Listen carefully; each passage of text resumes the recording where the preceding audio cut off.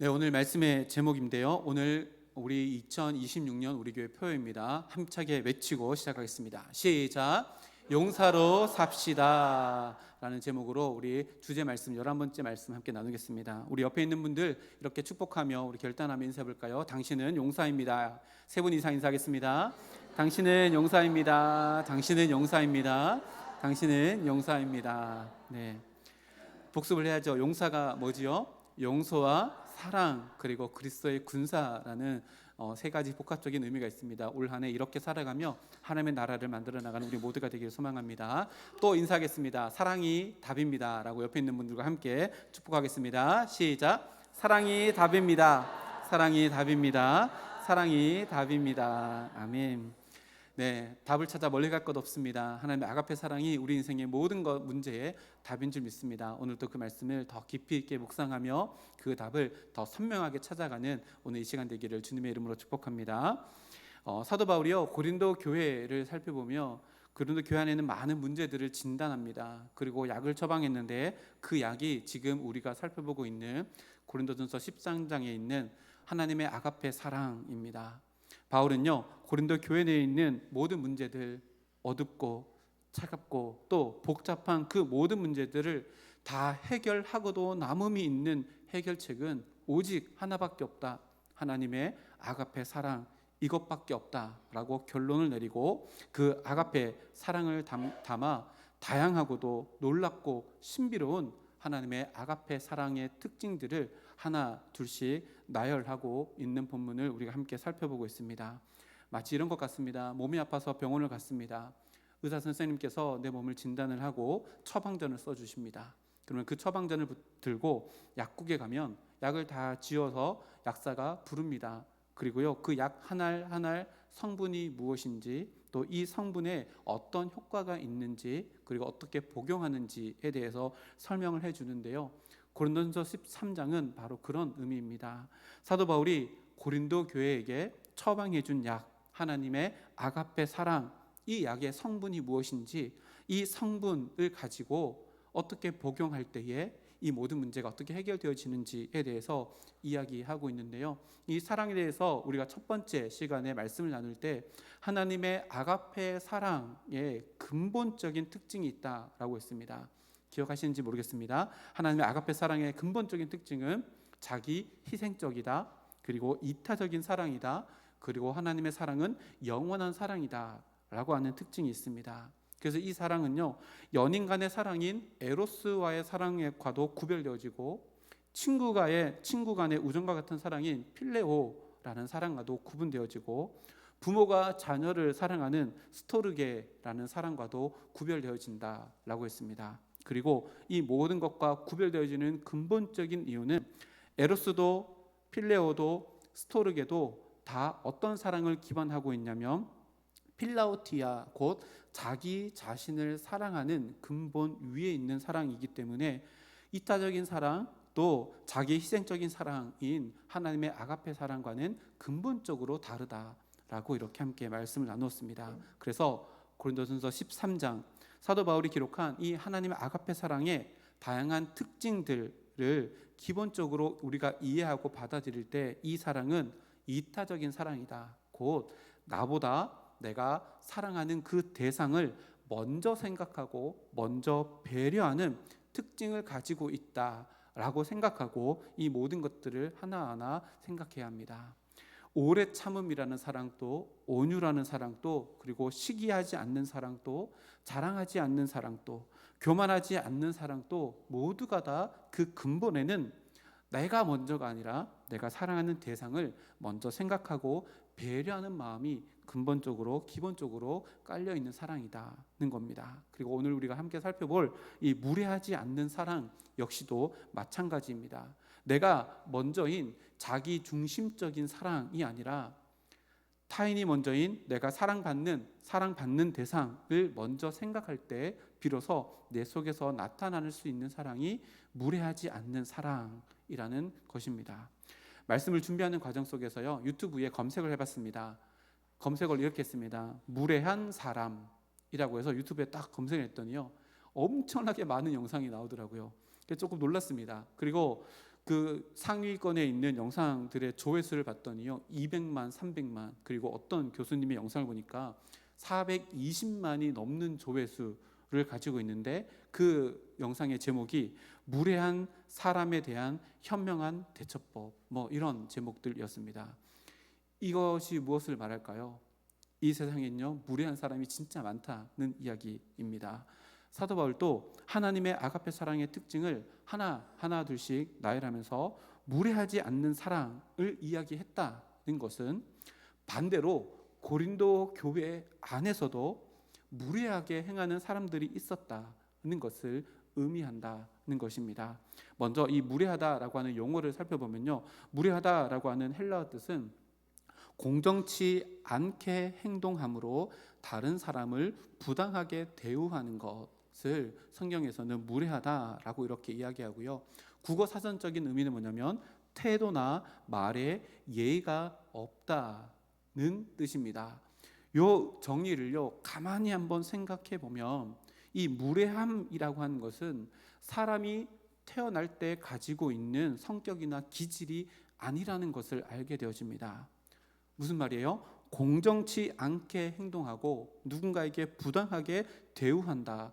그리고 태도나 말에 예의가 없다는 것은요 타고난 본성이 아닙니다. 그럼 뭘까요?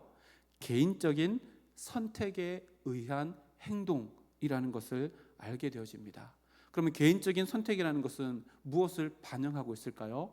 그 행동은, 무례한 행동은 그 사람의 가치관을 반영하고 있다 라고 이렇게 이해할 수 있습니다. 왜냐하면 모든 사람들의 선택과 행동은요 그 사람의 가치관을 담고 있기 때문에 그렇습니다. 그럼 어떤 가치관 때문에 상대방에게 무례함을 선택하여서 그것을 행동으로 옮기게 될까요? 그 많은 영상 가운데요 세바시에서 강의하시는 어떤 분의 영상을 보게 되었습니다. 제목이요 무례한 사람에게 웃으며 대처하는 법이라고 하는 책을 쓰신 분이 나와서 세바시에서 강연을 했는데 저자가 이름이요 정문정입니다. 앞으로 해도 정문정, 뒤로 해도 정문정. 대구 출신의 작가이시더라고요. 이분이 무례함에 대해서 이렇게 이야기합니다. 앞에 있는데요 무례한 행동은 사회적인 행위이다. 그러니까 타고난 기질이 아니라는 얘기입니다. 나와 상대의 사회적 지위를 가늠한 상태에서 나온 행동이다.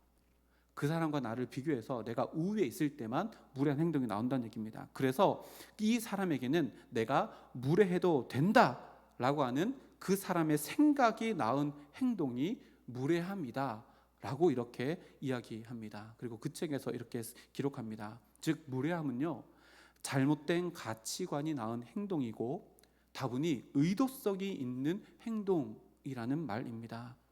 그 사람의 타고난 기질이 아니라는 것이 중요합니다. 그 사람의 가치관이 만든 판단, 그리고 그 판단이 나온 사회적인 행동의 결과가 무례함이라는 겁니다. 요거를요 교회적인 표현으로 바꿔보면 이렇습니다. 우리가 교회 안에서 무례하게 행동한다 라고 하는 것은요 내가 타고난 기질 때문이 아니라 내가 가지고 있는 가치관이 아직도 성경적인 가치관이 아니라 세상적인 가치관, 곧 비교의식, 그리고 우월과 열등감이라고 하는 의식에서 아직도 벗어나지 못하고 있기 때문에 우리가 교회 안에서도 무례하게 행한다 라고 이렇게 이야기할 수 있습니다. 그래서요 무례한 행동, 특별히 성도로서의 무례한 행동은요 성경적인 가치관을 가지고 살아가는 그리스도인들에게는 절대로 나타날 수 없는 행동이라고 우리가 못 박을 수 있습니다. 특별히 하나님의 아가페의 사랑을 덧입어서 하나님의 백성이라는 이름을 가지고 있는 사람에게는 절대로 있어서는 안 되는 행동이 무례함이라는 것을 우리는 알게 되어집니다. 왜 그럴까요? 하나님께서 우리에게 무례하게 행동하신 적이 한 번도 없으신 그 사랑으로 우리를 하나님의 백성 삼아 주셨기 때문입니다. 하나님은요 단 한 번도 모든 인간에게 공정하지 않게 행동하신 적이 한 번도 없어지고 단 한 번도 모든 인간들을 부당하게 대우하지 않으셨던 그 사랑이 우리를 하나님의 백성 되게 했기 때문에 그렇습니다. 반대로요, 오히려 하나님은 우리에게 무례하지 않는 사랑을 우리에게 주시기 위해서 하나님은 스스로에게 무례하시고 스스로에게 부당하게 행하시는 자기 희생적인 사랑과 수고, 또 그 값을 치르신 분이 바로 우리를 백성 삼으신 하나님이라는 것을 우리는 너무나도 잘 압니다. 그렇게 하나님께서 스스로 짊어진 무례함, 스스로 짊어진 부당함은 어디에서 극치를 이룰까요? 예수님의 십자가입니다. 정말이지 예수님의 십자가는요, 예수님께, 하나님 스스로에게 너무나도 부당한 처사입니다.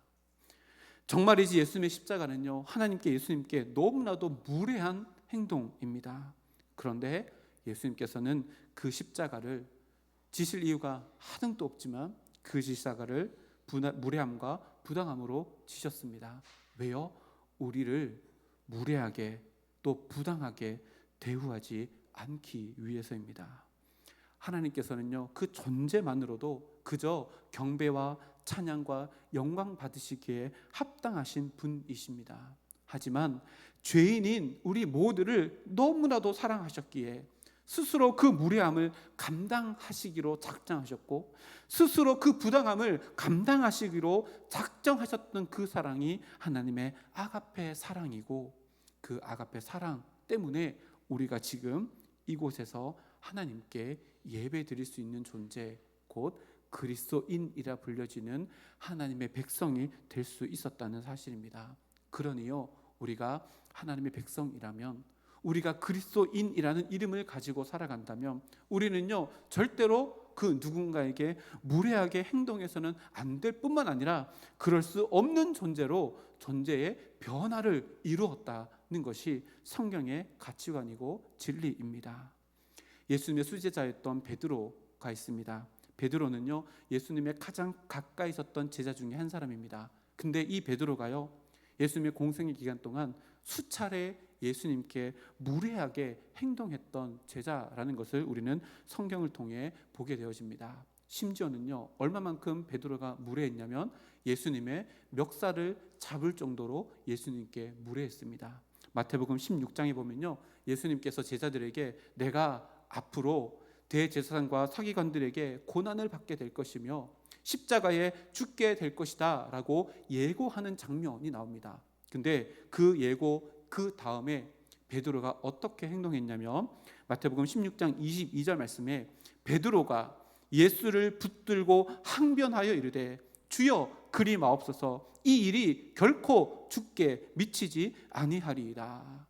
무슨 말이에요? 예수님 절대 잡히지 않을 거고요, 십자가 지시면 안 됩니다. 근데 그때 그 앞에 어떤 행동이 선행되었냐면 붙들고 항변하여, 여기서 말하는 붙들고라고 하는 단어 헬라어를 찾아보면요, 붙잡아서 자기 곁으로 데리고 오다, 끌고 오다라고 하는 의미입니다. 그러니까 베드로가 이 이야기를 하기 위해서 예수님 곁으로 간 것이 아니라 예수님을 자기 곁으로 끌어당겼다는 것을 의미합니다. 마치 멱살을 잡아서 끌어당겨서 기 속에 이런 말을 한 것 같은 굉장히 무례한 행동을 베드로가 예수님께 행한 겁니다.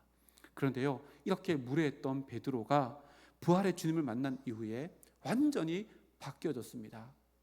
부활의 주님이 네가 나를 사랑하느냐, 아가페 사랑이 3번이나 선포되어진 베드로는 바뀌어져 나가서 베드로 전서에서요, 우리들에게 이렇게 이야기합니다. 베드로전서 22장 22절에서 25절인데요 22절 23절 앞에 화면을 보고 우리 함께 읽어보겠습니다. 시작. 그는 죄를 범하지 아니하시고 그 입에 거짓도 없으시며 욕을 당하시되 맞대어 욕하지 아니하시고 고난을 당하시되 위협하지 아니하시고 오직 공의로 심판하시는 이에게 부탁하시며, 23절 말씀을 보면요, 예수님을 베드로가 이렇게 소개하는 겁니다. 예수님은 욕을 당하셨지만 맞대어서 욕하지 않으셨던 분이다. 고난을 받으셨지만 위협하지 않으신 분이었고 오직 공의에 심판하시는 하나님께 그 모든 것들을 다 내어 맡겨서 우리에게 무례하게 행동하지 않는 분이었다라고 이렇게 이야기합니다. 그리고 24절 25절 말씀에 그 무례하지 않는 그 행동의 극치를 이렇게 선포합니다. 친히 나무에 달려 그 몸으로 우리 죄를 담당하셨으니 이는 우리로 죄에 대해서 죽고 의에 대해서 살게 하려 하심이라. 그가 채찍에 맞음으로 너희는 나음을 얻었나니 너희가 전에는 양같이 길을 잃었더니 이제는 너희 영혼의 목자와 감독 되신 이에게 돌아왔느니라. 아멘. 베드로는요 그제야 깨달았습니다. 십자가를 지시겠다 말씀하신 것이 베드로 자신에게 무례한 행동이 아니라 자신이 오히려 예수님께 얼마나 무례했는지를 예수님의 십자가를 통해서 깨닫게 된 것입니다. 자신에게 무례한 예수님, 나 예수님 때문에 모든 것을 다 버렸는데요, 근데 십자가를 지신다고요? 그거 저한테 무례하고 부당한 행동 아닙니까? 멱살을 잡고 이야기했던 베드로가 예수님의 십자가를 통해서 하나님의 아가페 사랑을 깨닫고 난 이후에 내가 예수님께 무례했구나 라는 것을 깨닫고 이렇게 우리들에게 권면합니다. 자기 희생적인 사랑으로 우리에게 죄로 인해서 죽게 될 부당함을 없이 하시고자 예수님의 십자가의 사랑이 오늘 또 우리들에게 덮어져 있기 때문에 우리는요 오늘 주일날 딴 데 가지 않고 이곳에서 예배 드릴 수 있는 복된 은혜를 누릴 수 있게 된 것입니다. 이것이 은혜입니다. 감당할 수 없는 은혜가 이미 우리에게 부어져 있다는 겁니다. 이 은혜로 말미암아 영원히 하나님께 감사 찬양을 올려드려도 부족함이 없는 은혜가 이미 우리에게 주어져 있다는 겁니다. 예수님은요 죄로 인해서 우리가 영원 형벌을 받아야 되는 무례함과 부당함을 당해야 되는 것을 보지 못하시고 사랑으로 자기가 그 무례함을 감당하시고 자기가 그 부당함을 감당하셔서 우리들에게 십자가의 은혜를 베풀어 주셨습니다. 사순절기를 보내고 있습니다. 예수님의 십자가의 사랑을요 더욱더 깊이 있게 묵상하며 묵상할수록 어떤 일이 벌어질까요? 우리의 행동에 무례함은 점점 더 사라져서 없어지게 되는 줄 믿습니다. 십자가가 분명히 서 있는 곳에는요 무례함이 함께 설 수 없다는 이야기입니다. 혹여나 일주일 동안 내 삶을 살아가며 누군가에게 내가 무례한 행동을 했다라고 생각이 들면요 그때 이렇게 생각하셔야 됩니다. 지금 내 마음에 십자가가 무너져 있구나.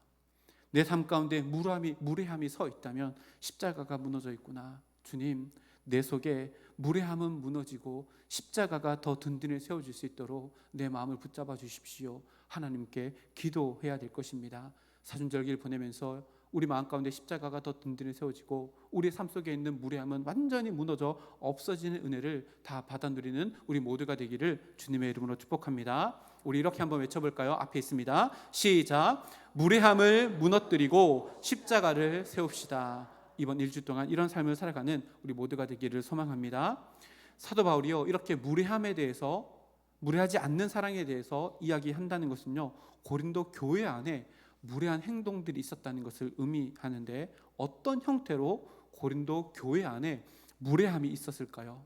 실제적인 사례가 고린도전서 가운데 있는데요, 그 중에 하나를 살펴보면 고린도전서 11장 20절에서 22절 말씀에 이런 일이 있었습니다. 그런즉 너희가 함께 모여서 주의 만찬을 먹을 수 없으니 이는 먹을 때에 각각 자기의 만찬을 먼저 갖다 먹음으로 어떤 사람은 시장하고 어떤 사람은 취함이라. 22절 말씀에 너희가 먹고 마실 집이 없느냐? 너희가 하나님의 교회를 업신여기고 빈궁한 자들을 부끄럽게 하느냐? 내가 너희에게 무슨 말을 하랴? 너희를 칭찬하랴? 이것으로 칭찬하지 않노라. 무슨 말일까요? 무례함이 드러나는 현장이 어디냐면 주의 만찬이 있는 현장에서 고린도 교회 안에 무례한 행동들이 일어납니다. 먹고 마시는 일 가운데 무례한 행동들이 드러나는데요, 당시에는 지금 우리가 하는 성찬식과 느낌이 좀 달랐습니다. 당시에는요 저녁 식사를 함께 하면서 저녁 식사 중간에 하든지 저녁 식사를 다 마치고 나서 예수님께서 가르쳐 주신 대로 성찬을 가졌습니다. 그러니까 성찬을 하기 전에는요 반드시 저녁 식사와 함께 했던 모습이 그때 당시의 모습이었습니다. 그러면 다 함께 모여서 다 함께 식사를 하고 다 함께 성찬식을 거행하는 것이 마땅합니다. 그런데요 오늘 말씀 보니까 누군가는 먼저 식사를 하는 사람이 생겨납니다. 먼저 식사를 하니까요 풍성한 음식을 먹고 또 너무 많이 마셔서 취하는 사람들이 있습니다. 근데 늦게 온 성도는요 보니까 음식이 없습니다. 굶주린 시장기를 가지고 왔지만 그 시장기를 없앨 수 있는 방법이 없이 그저 굶주린 배를 움켜잡고 성찬식에 참여할 수밖에 없었습니다. 생각해 보십시오. 저녁 시간에 어떤 부류의 사람이 일찍 올 수 있고 어떤 부류의 사람이 늦게 올 수밖에 없을까요? 이때 당시에는 비교적 부유한 성도님들 집에서 저녁에 이 만찬이 일어났습니다. 그래서요, 저녁 식사를 준비할 수 있을 만큼의 부유한 가정에서 식사를 준비하는데 어떤 주석과 문헌에 보니까 이 부유한 가정에서 식사를 준비할 때부터 이 상은 부유한 사람들을 위한 것, 이 상은 부유하지 못한 빈궁한 사람들을 위한 것, 다른 장소에 음식을 따로 준비했다라고 하는 기록도 있습니다. 실제로 당시는요, 로마 압제 가운데 있었던 시대입니다. 그래서 피지배 민족이었던 유대 민족들은 많은 사람들이 종이나 노예 아니면 주인 밑에서 일하는 서민의 신분으로 있을 당시였습니다. 그러니까요, 하루 종일 일하고 주인의 집이 일이 다 끝나야지만 그 성찬에 참석할 수 있는 사람들은 대부분 다 빈궁한 자들이고 신분이 낮고 비천한 자들입니다. 그래서 그곳 가운데 올 때는요, 하루 종일 일했기 때문에 굶주린 상태에서 시장기를 가지고 그곳을 찾아오면서 야, 이제는 저녁 식사로 배불리 먹을 수 있겠다 라고 하는 기대감을 가지고 왔지만 도착해 봤더니 부유한 자들이 이미 음식을 다 먹고 나서 텅 비어 있는 식탁을 보며 배고픔과 굶주림 가운데 이 성찬을 맞이하고 참석하게 되어집니다. 그래서 사도 바울이요, 이런 행동을 아까 그 말씀에서 하나님의 교회를 업신여기는 행동이다, 빈궁한 자들을 부끄럽게 하는 무례한 행동이다 라고 진단한 겁니다. 그리고 나서 실제적인 지침을 주는데요, 그 뒷구절에 보면 고린도전서 11장 33절 34절 말씀을 보면 이런 지침을 줍니다. 그런즉 형제들아, 먹으러 모일 때에 서로 기다리라. 만일 누구든지 시장하거든 집에서 먹을지니 이는 너희의 모임이 판단받는 모임이 되지 않게 하려 함이라. 그 밖의 일들은 내가 언제든지 갈 때에 바로 잡으리라. 보세요, 기다리라 라고 하는 실제적인 지침을 주고 그것을 무례한 행동을 바로 잡아야 한다라고 이렇게 권면합니다. 이것이 우리들에게 주는 교훈이 있습니다. 무례하지 않는 사랑은 실제적으로 무례한 것을 바로 잡는 행동으로 연결되어져야 된다는 것을 의미합니다. 이것이 하나님의 아가페 사랑받은 자로서 합당하고 품이 있는 모습이라고 사도 바울이 고린도 교인들에게 가르치고 있는 겁니다. 그래서요, 무례하지 않는 사랑은요, 아무런 행동하지 않고 반응하고 있지 않는 것이 아니라 내가 무례한 행동을 했다면 그것을 바로 잡는 행동까지 포함하는 것이 무례하지 않는 사랑의 모습이다라는 것을 이야기합니다. 그래서요, 조금 더 깊이 있게 생각해 보면 이 무례하지 않는 사랑은 그리스도인의 신분을, 그 자리와 위치를 깨닫는 것과 연결되어진다는 것을 알게 되어집니다. 그리스도인으로서 하나님의 백성으로서의 자리와 위치에 걸맞는 행동을 하는 것이 무례하지 않는 사랑으로 살아가는 모습이라는 겁니다. 우리가 하나님의 아가페 사랑, 우리에게 무례하지 않게, 우리를 부당하게 대우하지 않는 하나님의 그 사랑을 받은 자의 신분에 걸맞는 품격과 또 격식을 갖춘 행동으로 살아가는 것이 상대방에게 무례하지 않는 사랑으로 대하며 살아가는 것이다는 겁니다. 그래서요, 고린도전서 14장 40절 말씀에 이렇게 기록합니다. 앞에 있습니다. 함께 읽어볼까요? 시작. 모든 것을 품위 있게 하고 질서 있게 하라. 아멘. 우리는 태어나면서부터요, 원죄를 가지고 태어납니다. 그래서 죄를 덧입고 살아가기 때문에요, 품격이나 품위를 논할 수 있는 존재가 아니었습니다. 그런데 예수님의 십자가의 은혜로 말미암아 하나님의 아가페 사랑이 우리 안에 계속해서 부어지는 은혜를 받고 있는 존재이기 때문에 우리는 하나님 앞에서, 그리고 세상 속에서 사람들 앞에서 그리스도인이요 하나님의 백성으로서의 품격과 품위를 갖추고 살아가야 하는 존재로 존재의 변화를 이룬 존재입니다. 그러니 하나님의 아가페 사랑은요, 죄로 말미암아 잃어버린 하나님의 본래의 형상을 회복해 주시는 은혜이라면 우리는 그 회복된 하나님의 형상에 걸맞는 품격, 품위를 지켜 나가야 하는데, 그것이 바로 무례하지 않는 사랑을 품기며 살아가는 자람이라고 오늘 말씀이 우리들에게 이야기합니다. 우리에게 무엇이 있다고요? 이제는 품위가 있고 품격이 있는 존재들로 하나님께서 바꾸어 주셨습니다.